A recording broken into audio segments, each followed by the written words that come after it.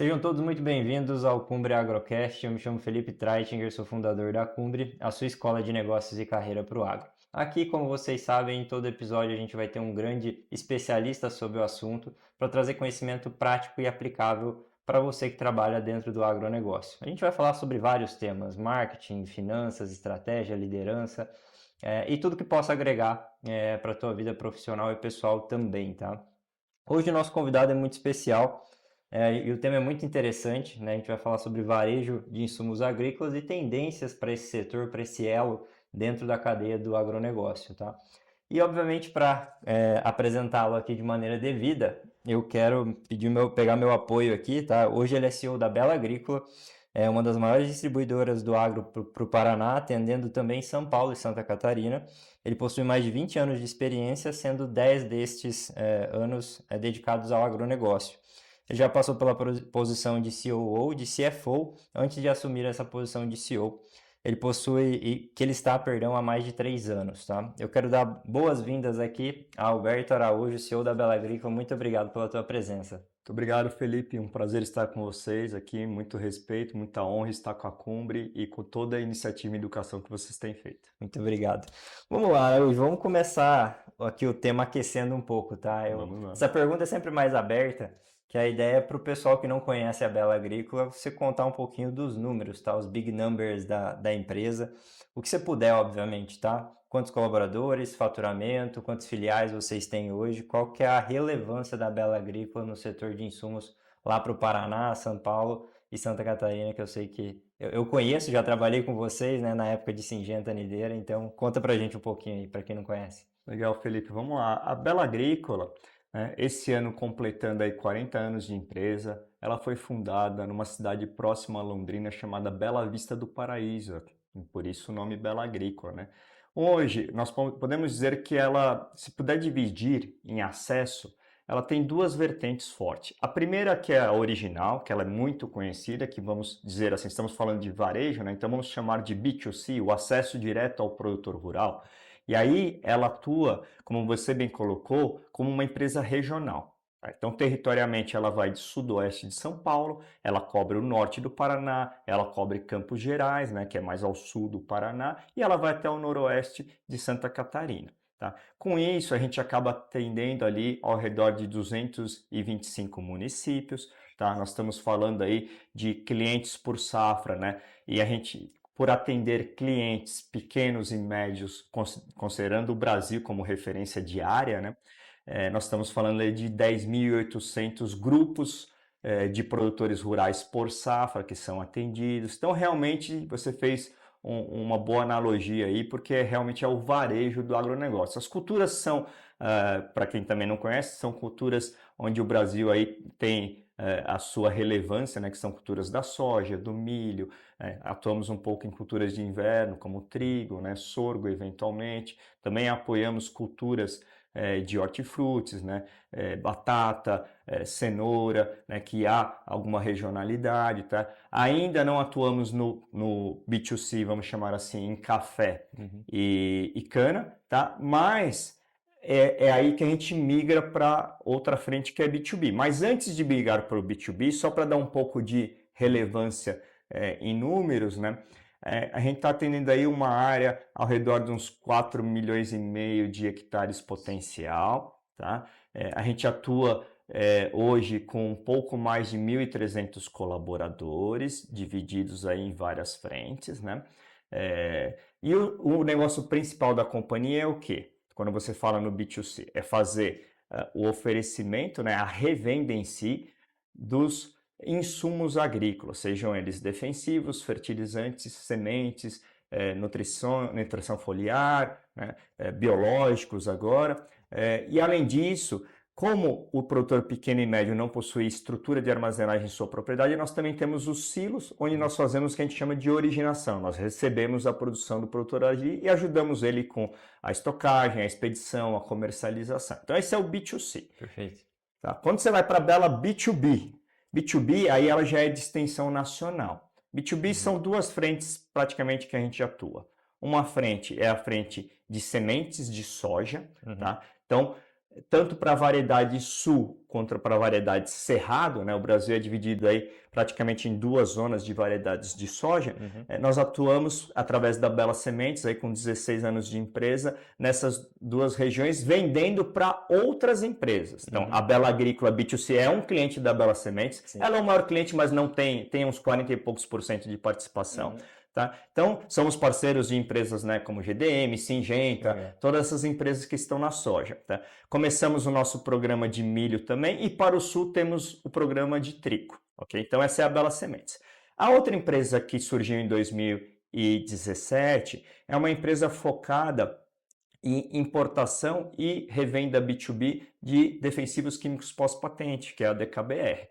Então, você vende também para cooperativas, tradings e outras revendas, né? Aqueles produtos, como você trabalhou na Syngenta, né? São aqueles produtos que vêm da Índia, da China, que o Brasil importa muito, que são defensivos químicos pós-patente. Então, assim, dando uma visão rápida e geral, esse é um pouco da atuação da Bela Agrícola. Muito bom, Araújo. Acho que fica aí legal para o pessoal entender a amplitude, né? O tamanho da empresa que você lidera, né? E me conta uma coisa, como é que foi tua trajetória até virar CEO da Bela Agrícola? Você veio do agro, Araújo? Conta um pouco a tua história aí, como é que foram os passos, né, ao longo desses 20 anos e como é que você chegou à posição? Olha só, Felipe, eu sou muito grato pela oportunidade que eu tive em fazer uma trajetória que eu costumo fazer uma referência de ser, né, estamos falando aqui, inclusive, de educação, que é o MBA na prática, né? Sim. Então, eu tive a oportunidade, como formação, né, minha primeira formação foi em engenharia, minha segunda formação foi direito, e sempre gostei muito de estudar sobre gestão de empresas. E aí eu tive a oportunidade, chegando na Bela Agrícola, olha que interessante, eu não tinha uma função definida. Então, nós combinamos o seguinte, eu vou fazer algumas entrevistas na empresa e vamos ver o que há de necessidade de ser desenvolvido. E a primeira função que eu recebi seria o equivalente hoje a um diretor administrativo operacional. Né? Eu tinha as áreas na época era chamada de recursos humanos, hoje gente de gestão, tecnologia, jurídico. E aí eu comecei a construir junto com a empresa e com o time algumas diversas áreas. Então essa função, ela depois ficou conhecida como a função de o que a gente chama de COO, né, Chief Operating Officer, que é assim, quem está cuidando de toda a parte interna da empresa. Em 2016 eu tive a oportunidade para ter uma experiência na frente comercial também, né? Então assim, foi sempre interessante os desafios e sempre com essa vontade de fazer diferente. Em 2019, eu fui convidado para assumir a cadeira financeira.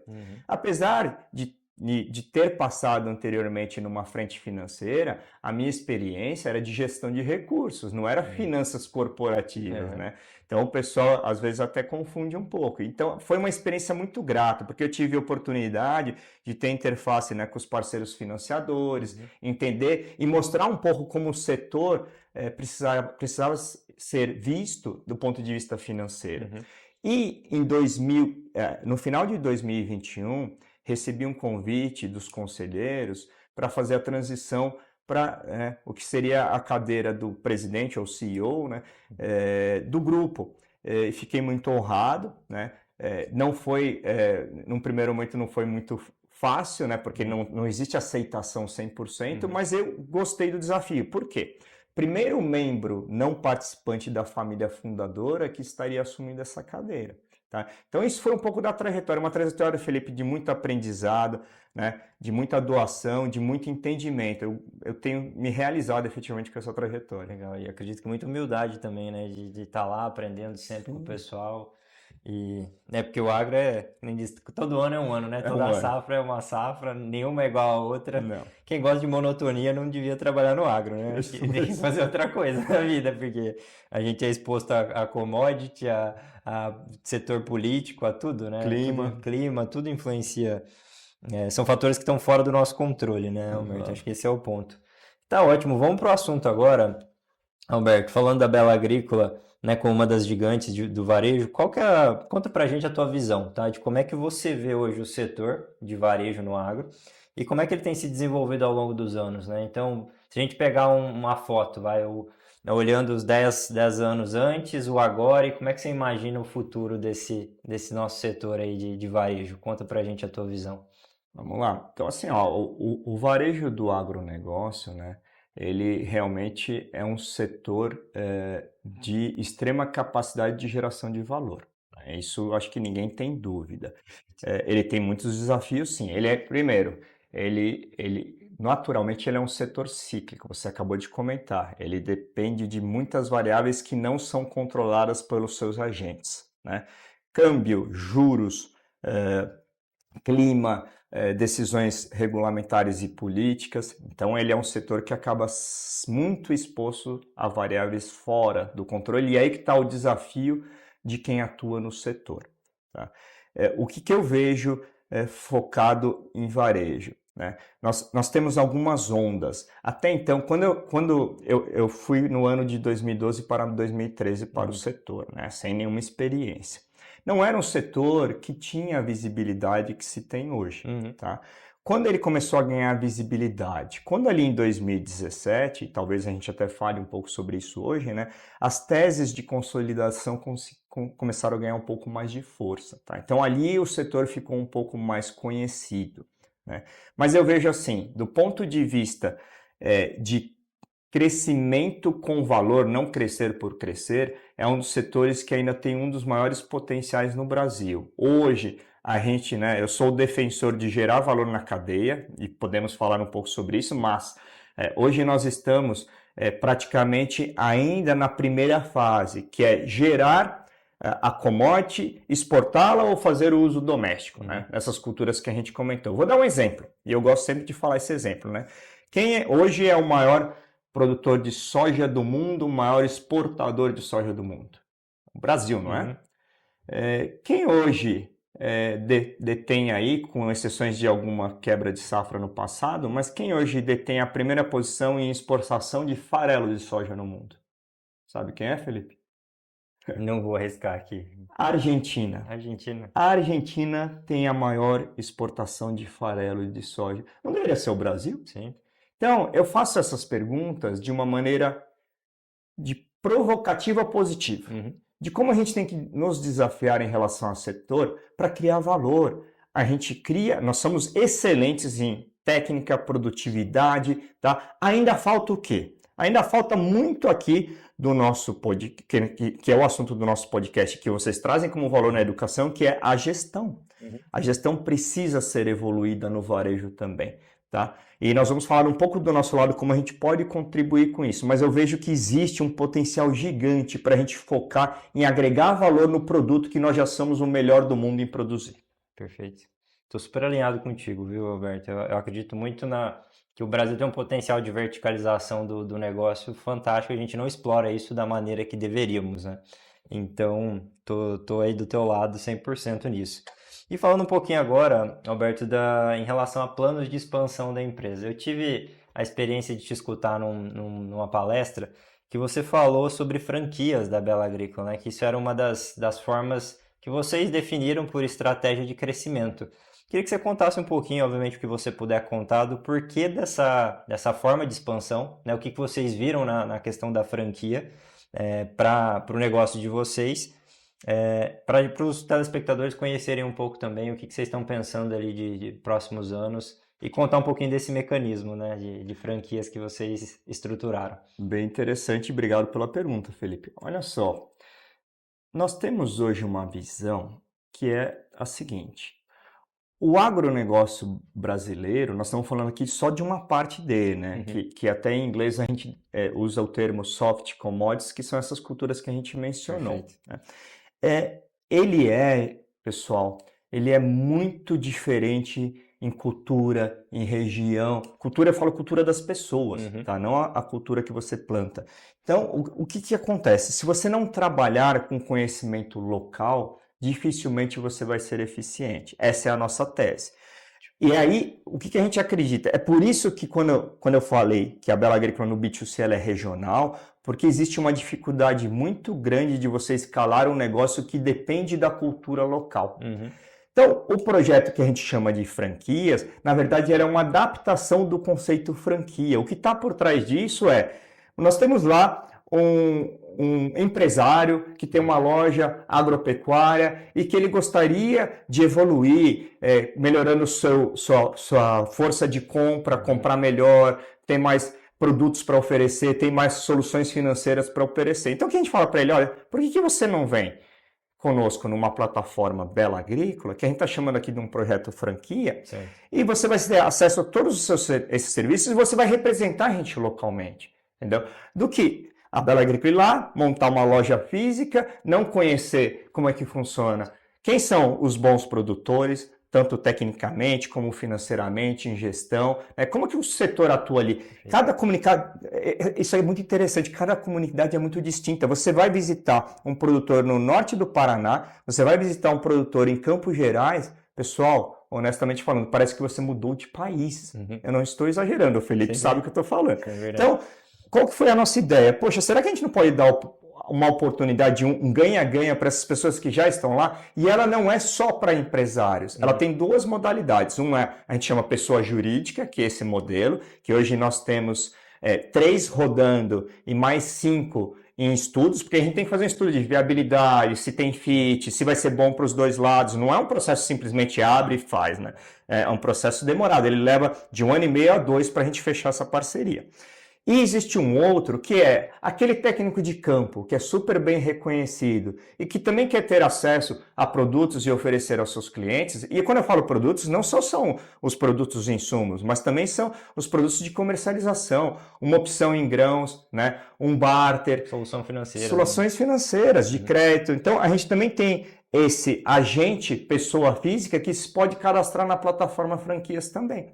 Tá? Por quê? Porque ele conhece, ele está lá. Então, será que a gente não pode fazer um ganha-ganha? Amplia o possível captação e ganho financeiro dele, ele gera mais valor para o cliente dele, porque ele vai recomendar o produto e vai acessar o nosso portfólio. Ó, eu estou recomendando e eu vou acessar um portfólio, e não precisa ser só o da Bela, ele tem independência, mas se a Bela tiver um portfólio que atende, por que não ele não pode adquirir? Então esse é um pouco o conceito. Legal. Isso é muito interessante, né, Alberto? E olhando assim, é diferente, né? Até um pouco disruptivo em relação ao mercado. Eu não vejo muitas empresas fazendo isso, sendo bem transparente com você. Eu vejo um ganha-ganha-ganha, né? O empresário ganha porque ele tem acesso a mais soluções, ele pode ofertar isso para o mercado. Vocês também ganham porque vocês estão expandindo, fortalecendo a marca, branding de vocês e estando, talvez não investindo tanto recurso, né? Porque abrir loja, contratar gente, e aquela coisa, o tempo que você perde ou o tempo de trabalho para entender o mercado que você está, você ganha com um parceiro estratégico lá na ponta. E o produtor ganha também porque ele tem mais solução, ele tem mais opções para melhorar o negócio dele, ter mais produtividade. Então, eu acho que é um ganha-ganha-ganha, né? Essa junção é muito bacana. E parabéns pela estratégia, que realmente é algo bem interessante, assim. E como é que o pessoal faz isso? Quando é que eles se cadastram? Se você for no site da Bela Agrícola, existe lá o projeto, né, de franquias e você pode se cadastrar aqui. Existe um time exclusivo da Bela Agrícola que entra em contato com a pessoa interessada e a gente faz todo o processo. Ótimo. É belagricola.com.br? É isso, pessoal. Quem tiver interesse, estiver assistindo a gente aqui, acessa o site, vão estar as informações lá e tem uma equipe para auxiliar. É isso, Alberto? É isso mesmo. Muito bom. Vamos para a linha do consultor. Você falou bastante de geração de valor, né? E acredito que quem representa, quem veste a camisa e o produtor está no contato dia a dia, semana a semana, é com o consultor de vendas, né? Quem está ali realmente vivendo desafios com o produtor, ajudando ele. Qual que é a tua visão para que esses consultores se mantenham relevantes para esse produtor, gerando valor, igual você falou, tem uma capacidade de geração muito grande, né, de valor para as revendas, para o mercado de insumos, como é que ele faz isso, né? Como é que ele pode fazer isso e se manter relevante para o produtor? Dado que o mercado, né, a gente sabe, tem ficado mais competitivo, né? Muita gente, muitos entrantes, então qual que é a tua visão sobre? Felipe, é bastante desafiador você se desafiar no mercado já comoditizado, tá? A única forma que a gente enxerga de avançar no varejo é de você trabalhar na melhoria da experiência do seu cliente. Então, por que eu falei isso? Porque esse consultor de vendas, ou isso é, aquela pessoa que faz o contato direto com o produtor, ele tem talvez uma das missões mais difíceis, tá? Porque ao mesmo tempo que ele tem que ter uma capacidade técnica para auxiliar na jornada técnica do cliente, ele também deveria ter um conhecimento não tão profundo, mas um conhecimento de gestão geral da propriedade da porteira para dentro e um pouco de conhecimento de comercialização da porteira para fora. Por que eu falo isso? Para ele poder identificar qual é o perfil desse cliente. O conceito que a gente trabalha na Bela Agrícola é: esse cara ele tem que ser muito bom, né? Essa consultora, esse consultor, em identificar a necessidade do cliente e, se ele não tiver o conhecimento, ele trazer para a Bela Agrícola para a gente colocar os especialistas em contato. Mas imagine que eu dei um exemplo de números, 10.800 grupos de produtores, e isso em escala não é tão fácil. Como é que você atende 2.800 grupos de produtores de uma maneira personalizada? Honestamente falando, ainda não há uma solução e nem nós, com toda a humildade, temos essa solução hoje. Eu acho que é o futuro. Tá? Mas esse consultor, ele tem que ser um cara que realmente consiga sentar e demonstrar a genuíno interesse em aprender a jornada do cliente dele e trazer as soluções que servem para este cliente. Não ficar conflitado, né, em trazer produtos que possam ser benéficos para ele, no conceito de incentivos de venda, e não interessante para o cliente. Aí está o nosso desafio. Tá? Isso que você falando, né, me remeteu muito ao consultor de investimentos, né, que é a mesma dualidade que ele vive, né, de aquilo é bom para o meu cliente ou é bom para mim? Tem que ser bom para os dois, para ser genuíno, né, para você realmente estar ali atendendo, gerando valor para o teu cliente, que é justamente isso que você falou. Eu só peguei uma analogia que eu já escutei isso também no mercado de investimentos, né. E olha que interessante, Felipe, não sei se o pessoal tem acompanhado, mas no mercado de investimento, o consultor agora, a tendência é que ele seja incentivado agora por um FII de quanto dinheiro você tem aplicado por ele. Por quê? Porque é obrigatório hoje todo cliente receber quanto que ele está pagando por aquele produto em termos de comissão, corretagem, tudo isso. Então, o consultor de investimento agora, ele vai migrar para uma frente assim: olha, eu ajudo você a fazer a sua gestão, você tem, sei lá, 100 mil reais, e eu vou cobrar 1% desses 100 mil reais, tudo bem? Porque justamente para alinhar interesse, e esse é um desafio que a gente ainda tem no setor. Isso que eu ia falar. Será que isso não é uma provocação para a gente? Eu não estou falando que é o mesmo modelo, né, Alberto, mas a gente está nessa linha, Felipe. Nós estamos desafiando um novo modelo de incentivos justamente para alinhar interesses da empresa, do consultor e do cliente. A gente vai chegar lá. É isso. E sustentabilidade do negócio, né, Alberto? Não adianta. Se o consultor está lá para fazer o número dele da safra e ele esquece esse outro lado, ele perde a conexão com o produtor, a geração de valor. E é um consultor que não vai ter, ele não vai ser perene, né? Ele não vai durar naquela região porque o produtor vai sentir, ele vai perceber isso ao longo do tempo, entendeu? Que ele está perdendo valor ou que tem alguém que está gerando mais valor para ele, naturalmente ele vai caminhando para esse outro, para esse concorrente, né? Para essa outra opção que ele tem. Então, isso é genuíno, né? Eu acho que essa visão que vocês têm de entender realmente e alinhar esses interesses é o caminho, é o futuro, né, para o nosso setor, para o varejo.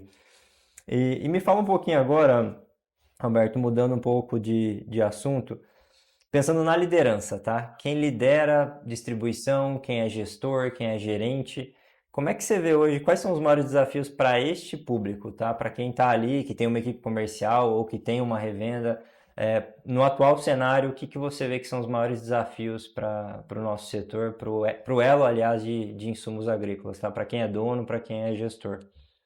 Os desafios são grandes, Felipe, até o pessoal que está nos ouvindo, né? Para entender, nós estamos falando, pessoal, de um setor que ele tem várias modalidades de acesso. Você tem revendas, você tem cooperativas, né? Você tem, em algumas regiões do Brasil, empresas vendendo direto para os clientes, né?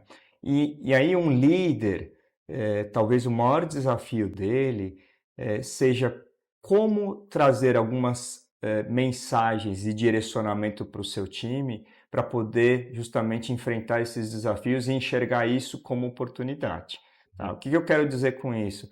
Poxa, você tem práticas muito distintas entre as empresas, onde a gente joga um jogo infinito, não se está lá apenas por uma safra. Então, a tentação é muito grande em cair em práticas de você trapacear esse jogo, né? Ou seja,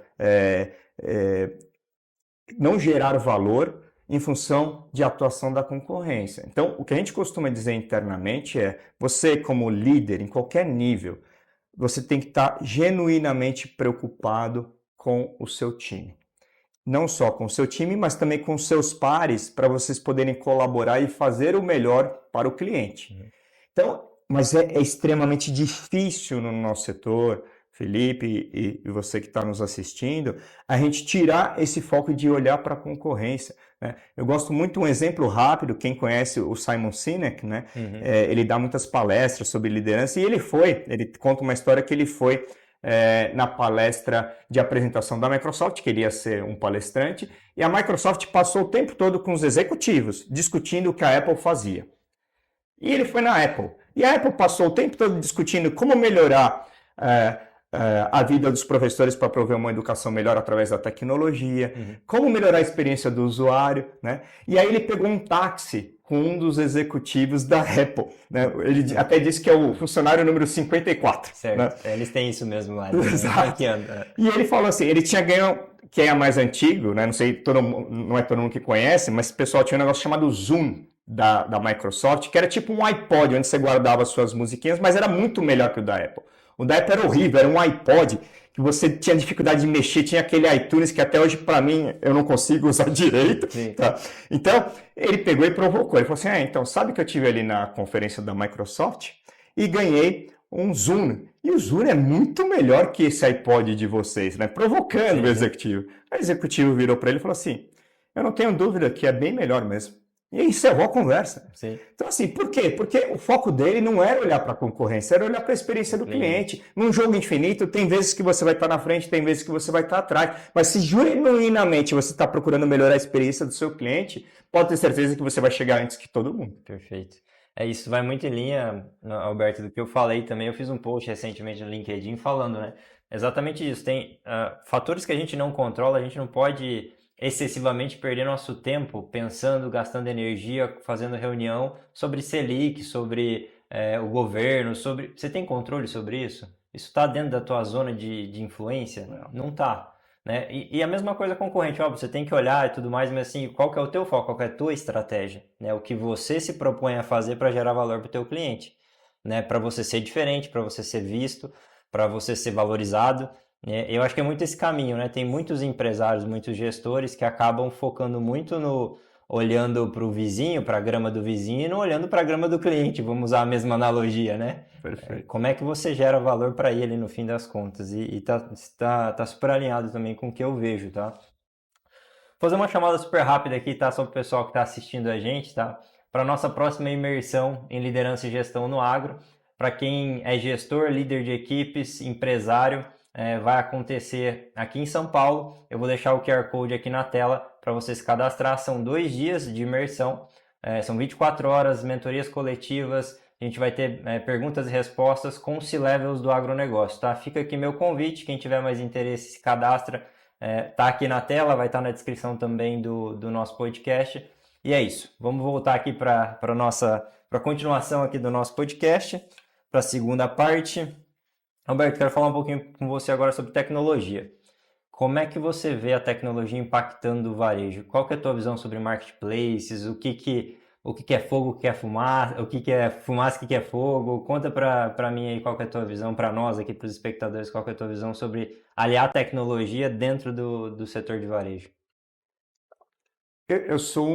Eu acho que eu posso me considerar um entusiasta em relação à tecnologia e suas aplicações, né? Normalmente eu sou early adopter, né? Eu gosto sempre de testar as coisas mais novas aí em termos de tecnologia. E eu vejo que o agro tem uma oportunidade imensa, né? Eu acho que até em uma das palestras onde a gente se encontrou, né, Felipe, eu comentei que hoje, né, nem 7% dos nossos clientes apenas possuem dados históricos de sua produção de uma maneira, vamos dizer, detalhada, né? Talhão, produto que utilizou, variedade que plantou. Isso está evoluindo. Mas, gente, é uma oportunidade gigantesca de você usar dados para tomada de decisão. Cruzar uso de variedades com comportamento climático, né? A gente sabe que tem muita variável, mas eventualmente você consegue encontrar alguns padrões comportamentais cruzando essas variáveis e isso não está sendo utilizado. Padrões de comercialização. O produtor muitas vezes está focado, aqui interessante, em conseguir R$ 1, R$ 2 de desconto num produto e ele está perdendo 10, 20, 30, R$ 40 numa comercialização da sua saca de soja, milho, trigo. Então, eu vejo que a tecnologia ela pode levar sim a uma evolução disruptiva no setor. Tá? Então, esse é o primeiro ponto. O segundo ponto é, ao mesmo tempo, o Brasil, do ponto de vista de manejo, ele está super bem em termos de produtividade. Veja agora as produtividades que estamos tendo nessa colheita das sojas. Excelentes, tá? O que talvez falte é utilizar a tecnologia não apenas para a gestão e manejo da cultura, mas para a gestão da sua empresa agro. Acho que esse é o grande desafio, né? Como utilizar essa tecnologia? Hoje, gente, a máquina, efetivamente, ela consegue nos economizar tempo, trazer inteligência, não é apenas otimização mais, Felipe. É a máquina atuando para fazer um serviço mais rápido, mais eficiente. Então, hoje, se a gente puder, assim, porque tem coisas que ainda estão um pouco longe do nosso alcance. Então, nós estamos falando já de aplicação de produtos por drone. Qual que era o problema? Você, tempo de entrada na propriedade quando chovia, né? Você entra, fora que você faz o esmagamento, já perde um pouco ali de produtividade, tá? Então, assim, existem drones para aplicação, existe todo esse conceito de analisar e cruzar dados, e tem empresas muito focadas, inclusive, né, em hubs de startups focadas nisso. Isso eu acho que é o futuro. Eu acho que é o futuro, tá? Tem uma investida da Google nos Estados Unidos, né, que faz muito isso. Ela gera informação e você atua. Imagine se todos nós pudéssemos dividir a informação de maneira anônima e você cruzasse na mesma região, né? Não só quanto você investiu no seu pacote de insumos, quanto a média investiu, né? Quantos seus vizinhos investiram. Interessante pra caramba. E quais foram as melhores variedades dado aquela condição climática de lavoura? Né? Você fornece a informação, ninguém fala que foi você. E você usa de todo o sistema. Estou dando só uma ideia. Sim. Entendeu? FBN é o nome da empresa que faz isso hoje nos Estados Unidos. Tá? Farm Business Network. Tá? Então, tem muita coisa, pessoal. Tem tecnologia para gestão de risco em função de seguros. Né? Seguros hoje você pode até escolher, olha, se não chover no plantio, tantos milímetros eu quero acionar o seguro. Se chover muito na colheita, no meu município, nessa estação meteorológica, eu quero assinar o seguro. Então, assim, a tecnologia, inclusive, lá em 1985, já o João, fundador da Bela Agrícola, colocou, né, o slogan, unindo tecnologia à simplicidade do campo. E quais são as barreiras? Talvez a maior barreira hoje é a barreira da adoção. Né? Você vê o presidente de uma John Deere comentando que pediu para desembarcar pedaço da tecnologia porque a máquina ficava muito cara e não era utilizada ainda. Tiravam os cabos. Exatamente, você ouviu isso também, né? Então, assim, poxa, tá bom, mas só falar isso não resolve. Como é que a gente faz a jornada de adoção? Eu acredito que a jornada de adoção ela está muito conectada com o programa de vocês de educação. Sem educação, você não consegue aplicar tecnologia. É isso. É mudar comportamento, não é fácil, não é simples, não é rápido, né, Alberto? É uma coisa que não adianta você tentar empurrar a tecnologia. Eu já tive essa conversa também com outros executivos, né, de grandes empresas. O pessoal fala, porque a tecnologia, vamos implementar a tecnologia. A minha percepção você não vai usar a tecnologia, você não vai conseguir implementar a tecnologia se você não mudar o comportamento das pessoas. E o comportamento das pessoas é muito mais complexo. Porque não é simples, não é fácil, não é rápido. Você precisa ter cadência, você precisa ter uma trilha onde você ensine para ele o valor daquilo, você mostre para ele. E não vai ser num treinamento assim, vamos chamar os produtores e a gente vai fazer uma palestra agora sobre isso. Acabou a palestra, ele tomou a cerveja dele, comeu o churrasquinho que sempre tem, vai para casa e vai fazer do mesmo jeito. Se não tiver um acompanhamento, gente capacitada que mostre esse valor dia após dia, né, e comece aos poucos, aquela percepção de startup, né, de começar com MVP, com um pequeno pedaço da tecnologia, eu acredito que seja o caminho, mostrar o valor de algo pequeno primeiro. E daí ele vê esse valor e começar a ter mais abertura. Não adianta tentar mudar as pessoas com muita informação, com muita tecnologia. Alberto, eu acho que esse na minha visão, é o caminho. E a educação, né, não tem como fugir disso aí para ajudar, sabe, o produtor nesse sentido. Olha que interessante, né, um comentário rápido aqui. Nós temos na Bela Agrícola um programa chamado Construção de Perfil de Solo, CPS. E é muito na linha que você falou. Eu perguntei nós fizemos parceria com uns professores renomados locais de ampla experiência, né? E eu perguntei, professor, há quanto tempo a gente conhece as práticas de manejo sustentável de lavoura? Ele falou, Alberto, no mínimo 40, 50 anos. E esse nosso programa nada mais é do que gerar mudança de comportamento para aplicação de manejo de conhecimento que você tinha pelo menos há meia década. Pô, a meia década não, há meio século. Meio século. Então, assim, nós vamos lá, o que a gente faz? Todo mundo olhava da planta para cima. Vamos olhar esse solo, que é o seu maior patrimônio? Vamos entender? Só jogar nutrientes seguindo receita de bolo não funciona, porque às vezes você tem excesso de nutriente. Sim. É que nem o corpo humano. Né? Não adianta, precisa de magnésio. Então você vai lá e toma um quilo de magnésio. Não vai funcionar. Sim. Então, eu acho que isso é um dos exemplos, né? E o que a gente tem feito? A gente tem feito, vamos testar um pedaço da área, vamos fazer então cobertura com mix de plantas, você vai ver que você vai ganhar profundidade, você vai absorver melhor nutrientes, vamos fazer a amostra do solo para ver que nutrientes a gente precisa. Na crise quando foi disparada a guerra Rússia e Ucrânia, a gente teve crise dos fertilizantes. Sim. Produtores que estavam fazendo esse programa há 1, 2 anos não precisaram utilizar fertilizantes para aquela safra. Então, assim, tem muita coisa que é simples, é tecnologia, já é de conhecimento e falta o quê? O que você comentou, mudança de cultura para aplicação. É isso. É muito complexo. A gente volta para as pessoas, né? Eu acredito muito, né? No fim das contas, as empresas são feitas de pessoas, o negócio é feito das pessoas, o produtor é uma pessoa. Então, assim, se você não mudar comportamento, você não vai conseguir evolução de médio e longo prazo, né? Aquela coisa sustentável mesmo, que é o que a gente busca, né? O agro vai continuar crescendo. A gente quer que o Brasil continue sendo essa potência para os próximos 50 anos, alimentando 10 bi de pessoas lá em 2050, né? Que essa é a métrica. Mas tudo passa por isso, né? Acho que a tecnologia ela tá linkada a essa mudança de comportamento. Eu tenho até conversando com um professor nosso lá da Cumbri que mora nos Estados Unidos, ele falou isso numa live. Ele falou que tem um monte de tecnologia, mas eles também não... Se você não muda as pessoas, não adianta a tecnologia. Você tem o 4G, o 5G, as máquinas conectadas, mas a questão são as pessoas, no fim das contas. É isso que vai fazer mudança, vai gerar mudança genuína e longa, né? E realmente sustentável. Minha percepção, tá, Alberto? E vamos lá, vamos voltar aqui então. Deixa eu pegar um ponto aqui. Você falou que, só para reforçar, você falou que nem 7% dos produtores têm histórico de plantio dos últimos 5 anos, você tinha comentado? Exatamente, é isso mesmo. É um histórico detalhado, sim, né? Sim. Por talhão, por material que você utilizou. A gente tem muito a evoluir mesmo, né? Senhor amado. Vamos lá.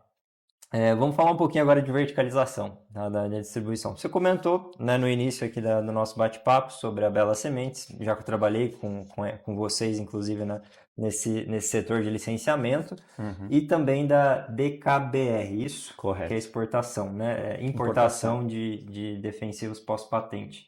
Você acredita que esse é o caminho para grandes distribuições, né, do varejo? Trazer mais serviços, mais opções para agregar valor dentro do core business ali, que é a venda do insumo, né, do defensivo, da semente.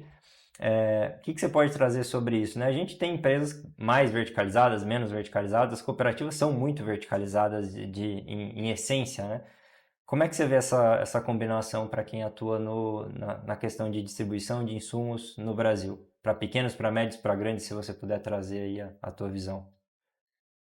Veja bem, Felipe, óbvio, né? A estratégia é definida por cada empresário, por cada grupo de empresas. Mas o que a gente enxerga, em função do seu tamanho, para você poder justificar o modelo de negócio, você vai ter que buscar algum tipo de verticalização.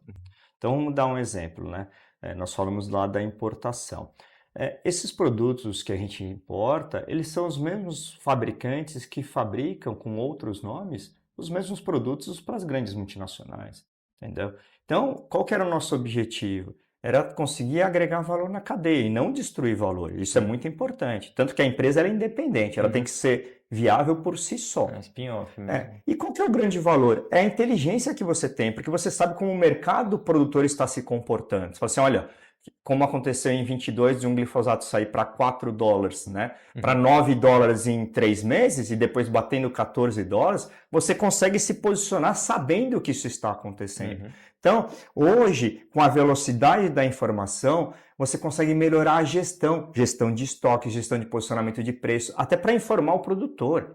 Então, a verticalização, tanto do seu negócio quanto da busca da informação, é extremamente relevante. Vou te dar um outro exemplo que as cooperativas fazem muito bem. Né? Nós temos um dos nossos negócios principais, é a originação dos grãos. Esse negócio por si só, ele tem um desafio de viabilidade gigantesca, porque assim, vamos ser bem honestos, quanto que você agrega de valor? Você agrega de valor porque você está oferecendo armazenagem, escoamento, tudo bem, mas isso tem um limite.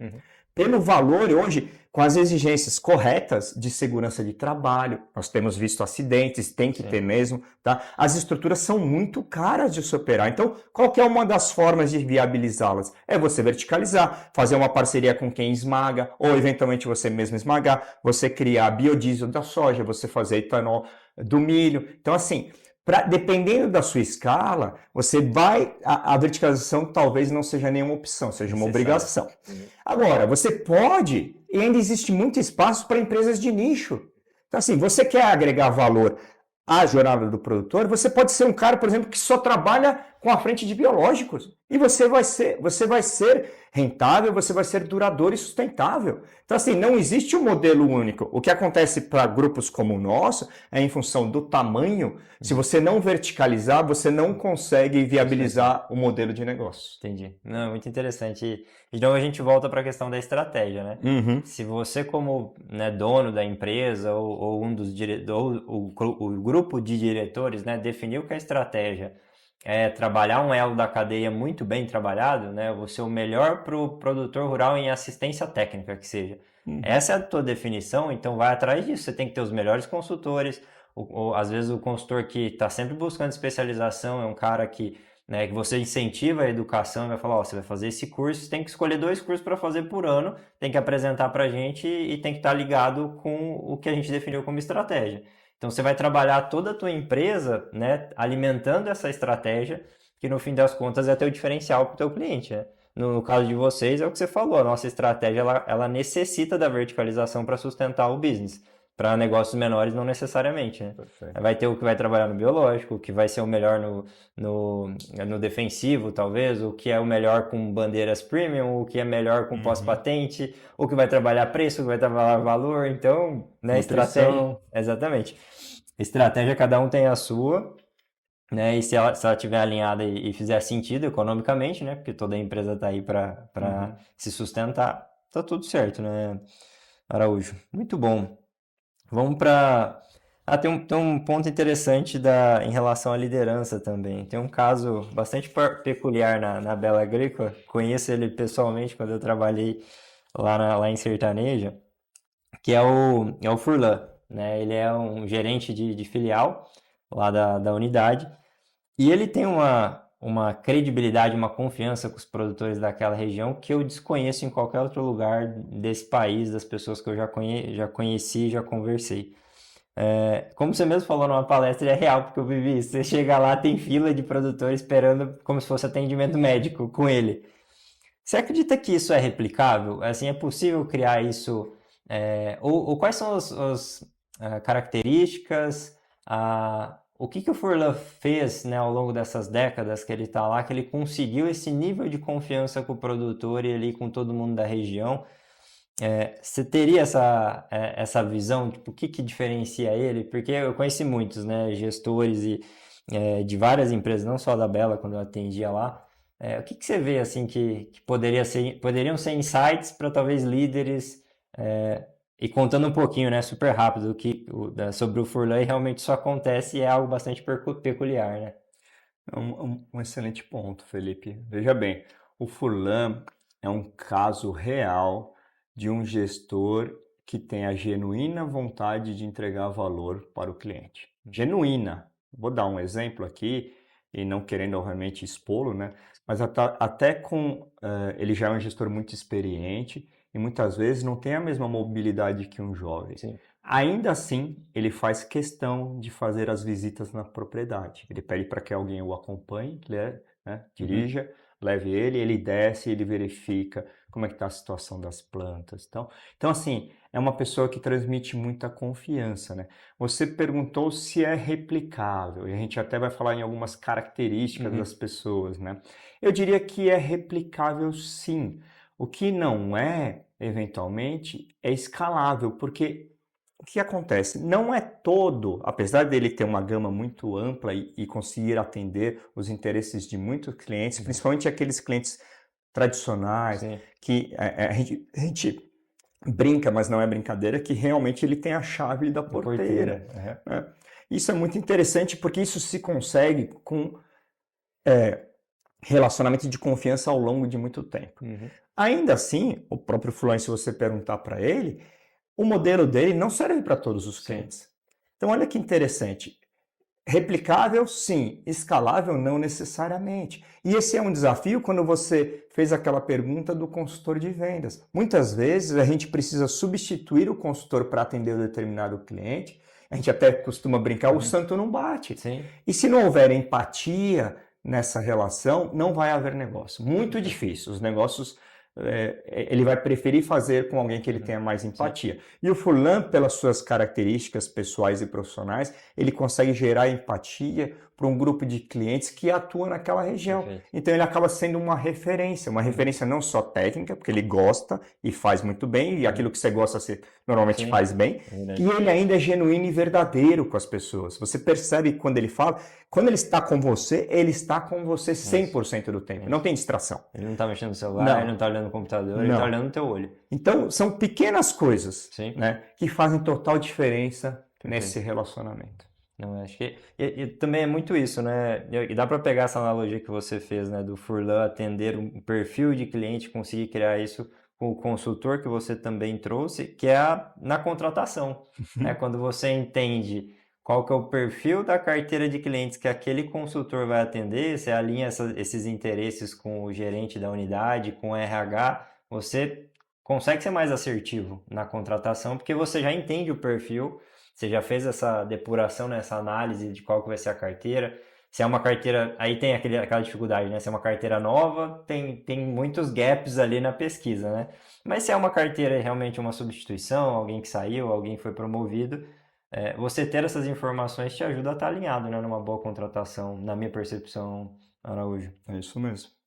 E indo agora para a questão de análise de gestão, tá? KPIs.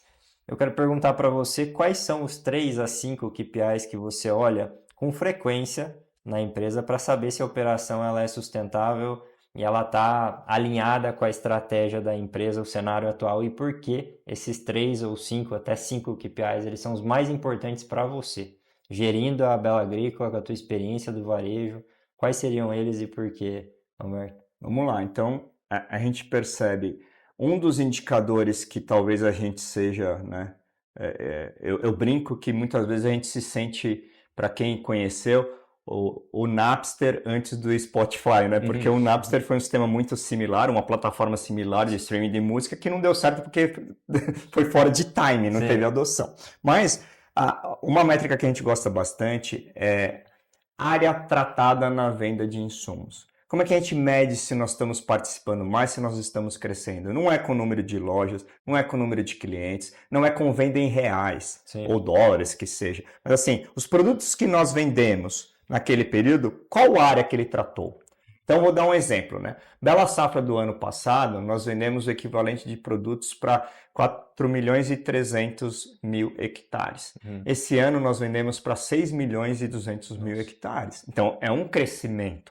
Aí sim, independentemente se eu tenho 10 lojas, 20 lojas, 100 lojas, né, o que mostra que eu estou participando no setor é quanto diário eu estou tratando, nesse segmento de insumos. Né? No segmento de grãos é interessante, porque muita gente olha a quantidade, né? E a gente foge um pouco de faturamento, quantidade, a gente olha assim, quanto eu estou conseguindo gerar de caixa, porque esse negócio ele é muito dependente em financiamento. Então, se eu não gerar caixa, eu não consigo financiar a próxima safra, né?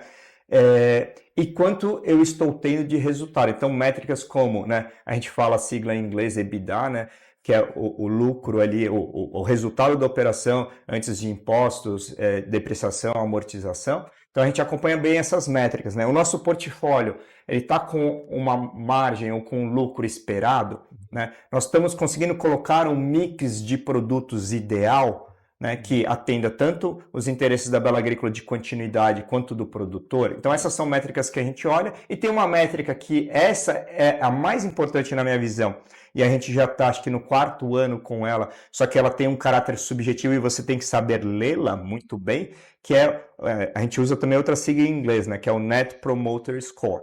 Então a gente faz uma pesquisa com regiões distintas do nosso produtor e fazemos várias perguntas, né? O que você dá mais valor no nosso relacionamento? O que você entende que a Bela Agrícola está falhando, está acertando? Né? E você tenta fazer algumas respostas mais objetivas com ele dando pontos e você tenta criar uma nota, né? Para falar assim, olha, realmente de um período para o outro tem que ser relativo, porque a nota absoluta não te diz muita coisa. Então a Bela Agrícola tirou lá, sei lá, 82 no NPS. Ah, tá bom. Mas e o que, né? Exato. Do que, aí no outro período ela foi para 78. Opa! Eu estou piorando a minha percepção em relação ao cliente de um período para o outro. Ah, foi para 90. Opa, está melhorando. O que a gente fez para piorar ou para melhorar? Então, esse eu acho que hoje é um dos indicadores que nos guia muito fortemente. Perfeito. Então, área tratada por venda de insumo, NPS, e você falou um de originação, né? Que é Sim, EBITDA? EBITDA mesmo? EBITDA EBITDA. E geração de caixa. geração de caixa, né? Exato. Perfeito. Então isso você está olhando sempre. É legal um exemplo desse, Felipe, muito legal. 2021, a empresa faturou 4 bilhões e 800 milhões de reais, tudo, tá? Grãos, insumos, B2B, tudo. Aí, 2022, faturamos 8 bilhões e 200. Aí o mercado falou assim, Alberto, o que vocês fizeram para dobrar o tamanho da empresa? Nada, eu dobrei o tamanho da commodity subiu. O preço dos insumos subiu, o preço da commodity subiu, entendeu? Então, olha como às vezes a métrica que você escolhe não te diz muita coisa, Exatamente. entendeu? Que eu gosto, por isso que a gente gosta de área tratada, porque assim, inclusive em 2022, talvez em algumas regiões eu diminuí a área tratada. Perfeito. Porque o setor estava muito competitivo, muita busca por assédio no produtor. Quando chegou agora em 24, desculpa, de 24 para 25, isso fez assim, o setor passou por um ciclo de ajuste e agora a gente está de novo voltando. Então, você precisa, sua pergunta é excelente, porque se o empresário, né, ou o gestor, ele está com a métrica que não está alinhada com o objetivo estratégico do negócio dele, ele está olhando algo que não deveria estar olhando. E aquela coisa, né? Muita gente, às vezes, olhando faturamento, esquecendo o fluxo de caixa, esquecendo estoque, esquecendo a margem, que no final o que sobra no bolso, né? Para pagar todo mundo, tem que sobrar alguma coisa para o empresário, para a diretoria e para o negócio em si, né? Para ele ser sustentável. Então, eu acho que é olhar com mais carinho, né? Entender. Acho que falta muito também, né? Muito do que a gente já falou, né, Alberto, do gestor e entender mais do básico aí de finanças, entender o mix de produtos, se eu vender mais desse, até quanto a curva vai me dar mais margem ou não, margem, né, por produto, como que a combinação ajuda no final das contas. Eu acho que é fazer essas análises, né, tem muito dinheiro em cima da mesa para esse tipo de análise, né? E eu comentei contigo, Felipe, as métricas que eu normalmente enxergo, né? Mas você tem aí os gestores que olham métricas mais detalhadas da sua responsabilidade, né? Então, você deu um exemplo excelente, porque sempre fica naquela dúvida, se eu vender mais, eu ganho mais?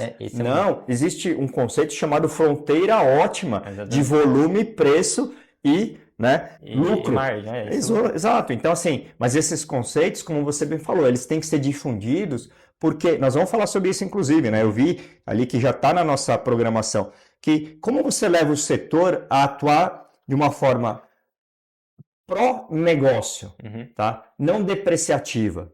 Tá? Talvez seja um dos nossos maiores desafios. Perfeito. Muito bom. Agora vamos falar um pouquinho de consolidação, né? Do que você já trouxe também, que aconteceu lá em 2017. Já estamos caminhando aqui, já deve ter dado uns 50 minutinhos. Vamos mais uns 10, 15 aqui, que o pessoal tá na academia, tá chegando no produtor e a gente encerra. Se quiser assistir outro depois, a gente tem mais, tá? Mas vamos lá. como é que a gente teve essas consolidações, né, de grandes grupos que vieram comprando muitas distribuições em 2017, 2018, agora tivemos alguns problemas em relação a isso, né? Eu quero escutar a tua percepção sobre essas consolidações do setor de varejo de insumos, se você acredita que elas vão continuar. Você já comentou, né, que na tua visão tá começando, ainda tem muita coisa, mas você acha que esse modelo ele foi assertivo ou que aprendizados melhor a gente pode tirar do que aconteceu com algumas empresas, sem citar nomes aqui, Claro. para não ficar gravado, em relação a esse setor? Olha só, Felipe, eu tenho uma postura bastante humilde em relação a eventualmente dar qualquer depoimento que seja de julgamento em Sim. relação à estratégia alheia, né? Mas Claro. eu vou fazer uma análise do que a gente acredita como estratégia de evolução do setor. Há espaço para consolidação? Há. Como nós bem comentamos, para o varejo existe esse desafio da peculiaridade regional. Uhum. Se você conseguir achar um modelo que vença essa barreira, você consegue escalar. Perfeito. Então, talvez, e eu não, de novo, sem nenhum julgamento aqui. Sim. A gente não estava lá para saber. Não, Esse é o ponto. não estamos no pé do gestor Exatamente. que tinha essa estratégia. O que a gente percebe é que você consolidar em nível nacional ou eventualmente até na América Latina um setor que tem muitas características regionais é um desafio tremendo. Uhum. Tá? Além disso, e vocês aqui estão ajudando o setor nisso, você ainda não tem uma liderança preparada para atuar nessa dualidade de regionalidade com expansão territorial. Então, expandir simplesmente por expandir não é um business que ganha escala. E olha como não é tão difícil. Tem um grupo que é o Mateus, que é o grupo varejista lá do Norte e Nordeste, né? Eles também têm um desafio similar, que é um grupo de supermercados, né? Regional. E o desafio deles é ver se ele conseguiu abrir em outras regiões, ter tanto sucesso como ele tinha. Porque o público-alvo dele era distinto. Então, assim, eu acho que esse é o primeiro desafio. O segundo desafio, talvez você colocou bem, seleção de profissionais líderes para atuar. Nós não temos, Felipe. Vou dar o exemplo da Bela Agrícola, porque se falar de casa eu posso falar, né? Sim. Não temos hoje, por exemplo, um gestor pronto no mercado que entenda originação de grãos e revenda de insumos. Não está pronto. Tem um cara bom de revenda, tem um cara bom de originação. Mas eu preciso de líderes que entendam um modelo de negócio. É isso. Então, eu acho que está muito nisso. Você trazer, né, grandes nomes, com todo respeito, são profissionais extremamente capacitados, de indústria química, sementes, fertilizantes, né, eles são bons no modelo de negócio ali. Sim. Quando você vai para o varejo, com essa regionalidade, a realidade é distinta. Isso. E aí que está o desafio. Então, assim, eu acredito, vai continuar tendo consolidação? Vai. Mas eu acho que o modelo vai ser distinto. Acho que a gente pega, né, aprende muito, né? E eu até comentei, não sei, com um professor aqui da Cumbra, eu falei, o varejo de insumos é um bicho diferente da indústria. Não tenta gerir um pensando que é o outro. Não. O inverso também é verdadeiro. Vai dar ruim, não vai funcionar. E, bom, temos provas disso. E, muito bem. Vamos caminhando para as últimas perguntas aqui, Alberto. Na tua visão, falando um pouquinho de margens, tá?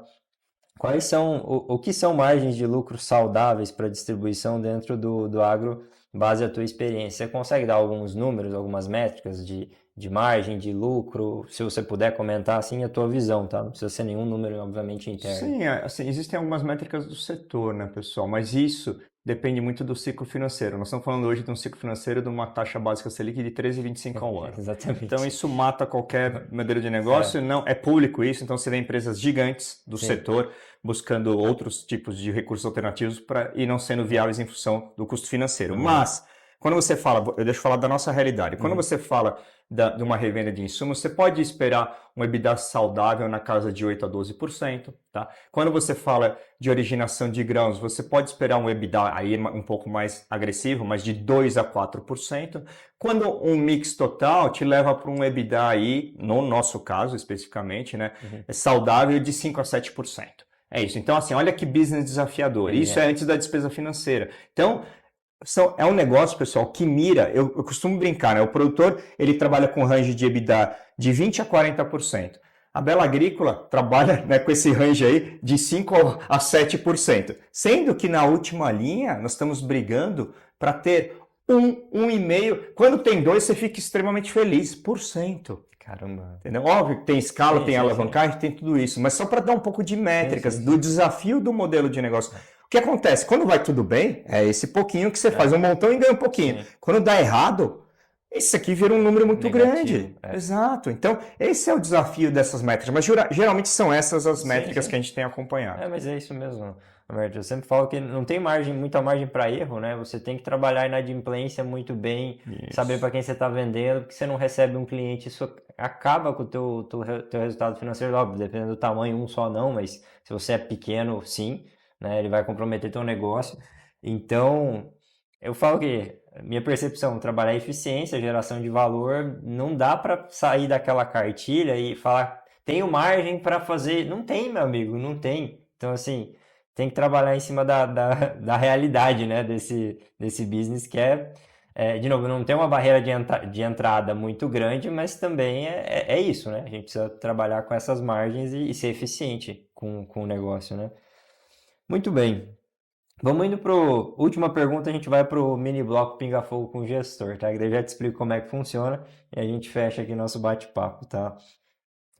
Pensando em crédito, né, a gente acabou de comentar sobre isso também, né?